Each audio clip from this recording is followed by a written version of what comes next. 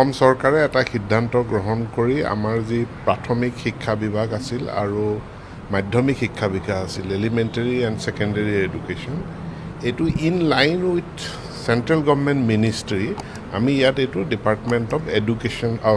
school education কৰিছোঁ ministry of human ৰিচাৰ্চৰ আণ্ডাৰত চেণ্ট্ৰেল গভৰ্ণমেণ্টৰো ডিপাৰ্টমেণ্ট অফ স্কুল এডুকেশ্যন আছে গতিকে যিহেতু এতিয়া NEP মতেও আমাৰ গোটেই শিক্ষা ব্যৱস্থাটোক স্কুল এডুকেশ্যন আৰু হায়াৰ এডুকেশ্যন হিচাপে ভাগ কৰিছে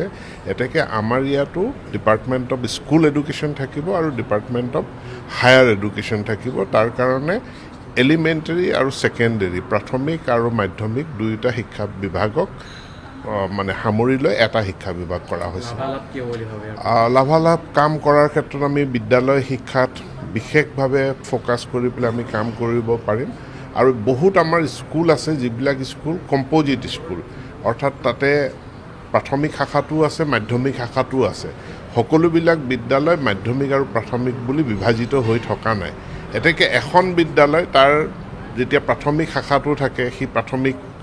ডিপাৰ্টমেণ্টৰ আণ্ডাৰত মাধ্যমিকটো এটা বেলেগ তাৰমানে এখন বিদ্যালয় দুটা ডিপাৰ্টমেণ্টৰ আণ্ডাৰত থাকে এতিয়া একত্ৰীকৰণৰ ফলস্বৰূপে এখন বিদ্যালয় এটা ডিপাৰ্টমেণ্টৰ আণ্ডাৰতে থাকিব ডাইৰেক্টৰেটটো সম্প্ৰতিক দুটা ডাইৰেক্টৰেটে হৈ থাকিব কিন্তু অদূৰ ভৱিষ্যতে এই দুটা ডাইৰেক্টৰেটটো গৈ এটা সময়ত একেলগ